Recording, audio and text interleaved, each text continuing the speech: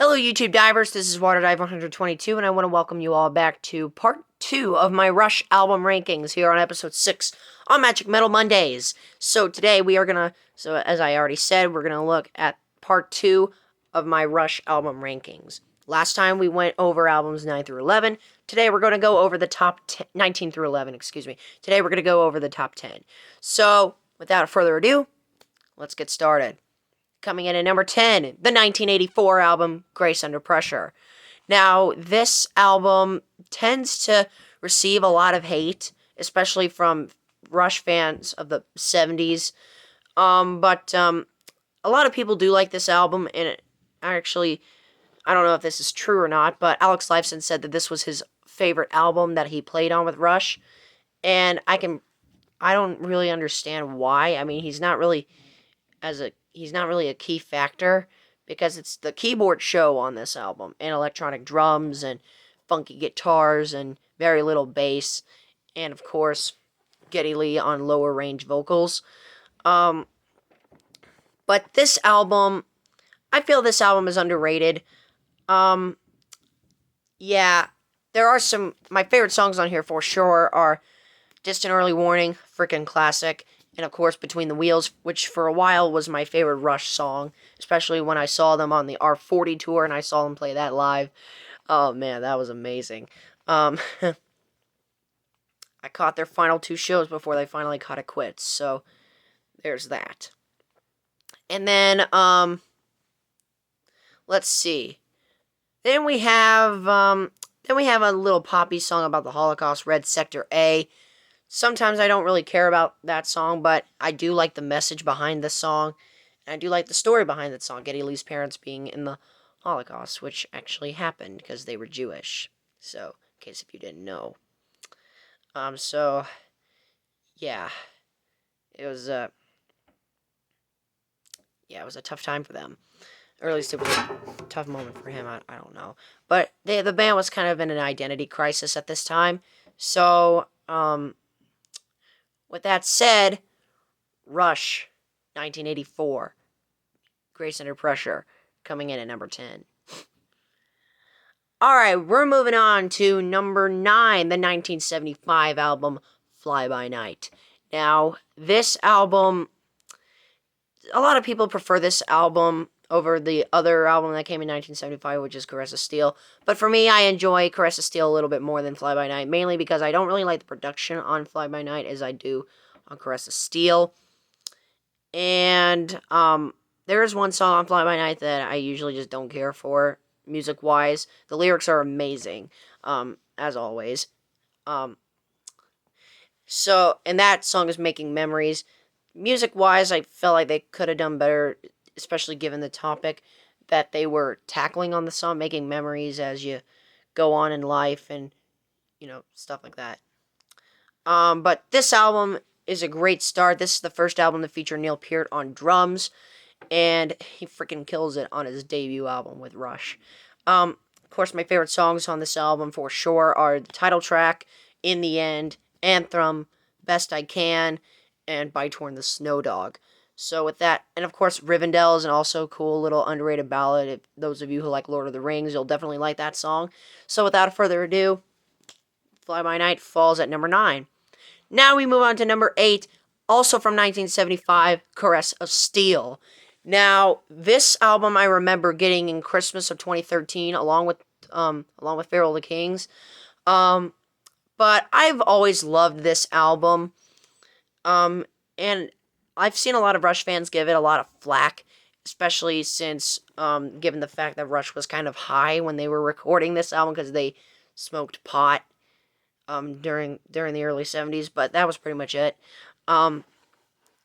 So, this album is definitely very experimental. I love every track on this album, but although I Think I'm Going Bald doesn't really connect with me all the time. But it's a fun song to listen to every now and then. Bastille Day is a freaking classic. Lakeside Park is a true gem. The Necromancer, one of the best sequels of all time. And of course, Fountain of Lamneth, one of the best album closers in mid-70s progressive rock, in my own personal preference. But, yeah, I love Fountain of Lamneth. It's so proggy, and it's basically just a foreshadow of what things are going to be, or what things are to be. So, with that, Chris of Steel falls here, number 8. Number 7, the 1980 album, Permanent Waves. Now this, I'm going to get a lot of flack for this one, because a lot of Rush fans would probably put this at number 5, or in their top 5, or at their top 3, and I get that. It's classic. It has classic songs like Spirit of Radio, Natural Science, and Free Will. But mainly the main reason why I put this album a little bit lower was mainly because Jacob's Ladder and Different Strings doesn't really connect with me all the time, and that's the only reason why I put it here at number 7. And plus, it basically just sounds like a lot of filler that was... some of the songs just feel like they were left off of Hemispheres, which, is one of Rush's is one of the greatest albums of all time. So with that said, it kind of sounds like a copycat to Hemispheres, which is ironic because this album did follow Hemispheres. So I like this. I love this album, but I love the next 6 a little bit more. So let's get into that. Number 6, the 2012 album, Clockwork Angels. This is the greatest concept album in my opinion. This album, I remember listening to this album on the way to Charlotte to see Rush on their Clockwork Angels tour. And from beginning to end, this album is freaking amazing. There is not a dull moment on this album. Now, this definitely gives you a lot of 90s flashbacks because it does sound very, very, very heavy. But this album is a freaking journey, even though it has 12 songs on here.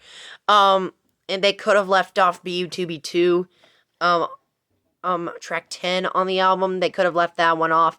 But really, it doesn't matter because we already have a freaking classic album, and what a way to go out too, because this is their final album that they'll ever put out,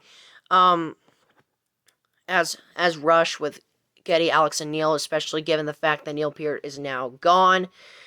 He passed away in January of 2020, so there you go. So that's really, really sad, but what a way to freaking go out, making a concept album. And of course, if I had to list a couple of my favorite tracks on here, I'll try my best. Caravan, Anarchist, Title Track, Headlong Flight, Halo Effect, The Wreckers, Wish Them Well, and The Garden. Basically all the songs are my favorite. There's not really a dull moment. There's no dull moments on this album. I freaking love this album. Moving on to number 5, and just a preference that these albums are interchangeable any given day, so let's get into them. Number 5, the 1977 album, A Farewell to Kings. Now, this album is... Where in the world do I even begin with this album? This album was recorded in the United Kingdom, and it has one of the greatest Rush songs of all time that is Closer to the Heart. It actually reached the top 40, I think, in the UK charts, or something like that. Let me know down in the comment section below. I love the title track. I freaking love Xanadu. I love those double neck guitars that the band has on that song. It's the only song that the band ever did to feature double neck guitars. And let's see. I also like Cygnus X1, The Voyage. Definitely a great closer and a great feeder into their next album, which was Hemispheres. But this album, like with Clockwork Angels, there is not a dull moment on this album. I also like the 2 underrated tracks on this album, which are Cinderella Man and Madrigal, even though I feel like Yes's version of Madrigal that they did on Tornado was a little bit better than this one. Yeah, I love Madrigal. I love this album. I love every single moment, every single riff, every single bass riff, every single drum fill, every single keyboard riff, you name it. This album is a freaking classic. What more can I say? Number 4, the 1982 album, Signals. Yes, I'm wearing a Signals shirt because for a long time, this was definitely a top 3 album for me, but for me it falls at number 4 because I feel like the other 3 albums after this one are a little bit better. But this was the first album of the synth era, and what a way to start. I mean, you got Subdivisions, which is one of the greatest 80s anthems of all time. And of course you have my favorite song on this album, Losing It. Beautiful. Ben Mink on the violin. He absolutely kills it on that song. And of course, he would later go on to help Geddy Lee with his solo album, My Favorite Headache, which is also really good. Let's see. What else do we have here? Analog Kid, another Rush staple. Digital Man, one of the greatest songs written for the bass guitar of all time. You got The Weapon, and you got the song The Weapon and New World Man. Oh my goodness. There is not a bad moment on this album. I even like Chemistry, which I know a lot of Rush fans don't really care for it. And I'd say the worst track on this album is probably Countdown. Very poppy, but I can really connect with the experience that Rush goes through when the song is basically talking about them witnessing a rocket being launched into space. I mean, how epic would that be, right? So with that, Signals falls at number 4. Freaking amazing album, and I think it's a great follow-up to one of their greatest albums.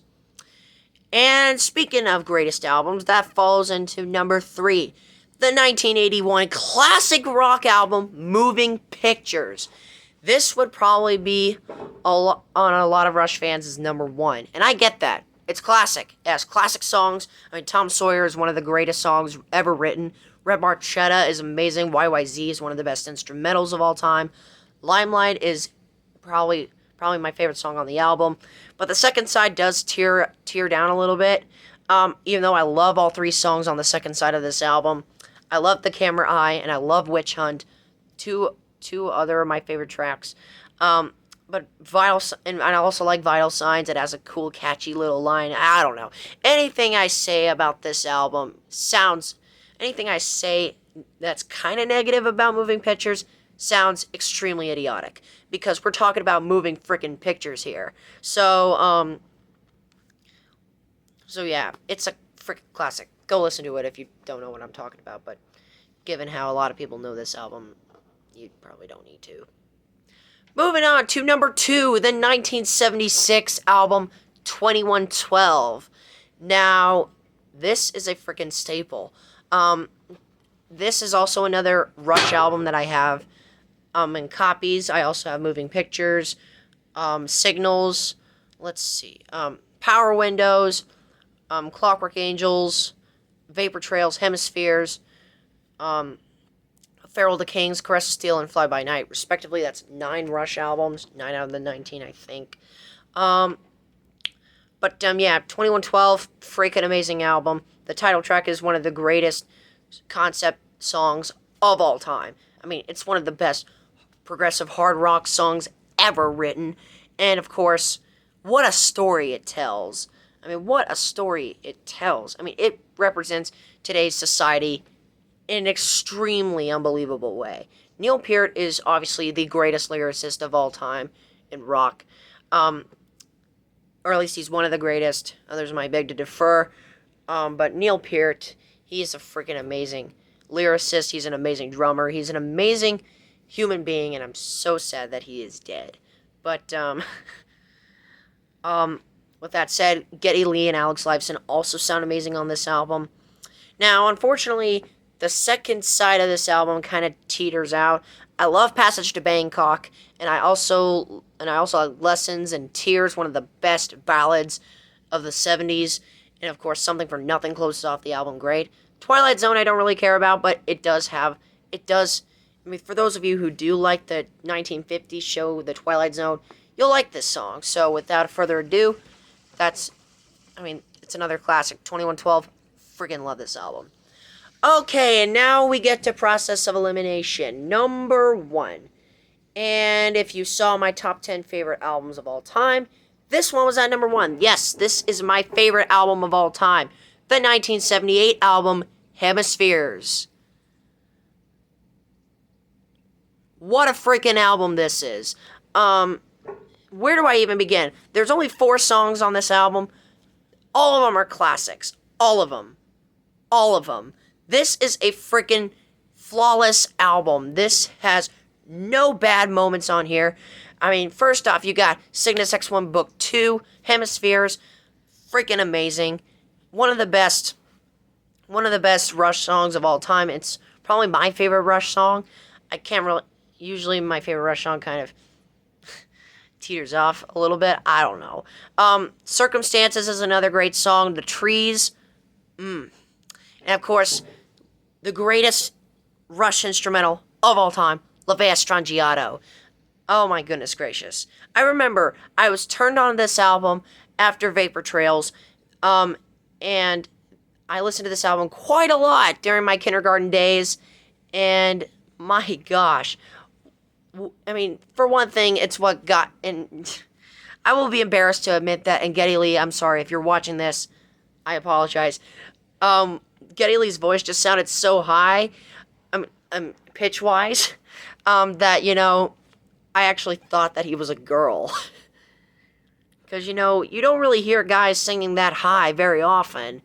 But, yeah, so sorry, Geddy Lee. But, now I realize it was just him having an incredible range. And, yes, well, basically, Hemispheres, my favorite album of all time. Definitely the greatest rock album of all time. The greatest album in probably any genre. But this is a freaking perfect album. Perfect. It's a perfect album. These guys are freaking killers of what they do.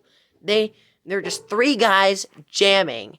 And honestly, this is an amazing album. I love this album to death, and it's, of course, my favorite album of all time, Hemispheres from 1978. Alright, and with that said, that concludes my Rush album rankings. Thank you so much for watching, my fellow YouTube divers. This is WaterDive122 signing out, ready to dive into more fun on YouTube. Thank you for watching.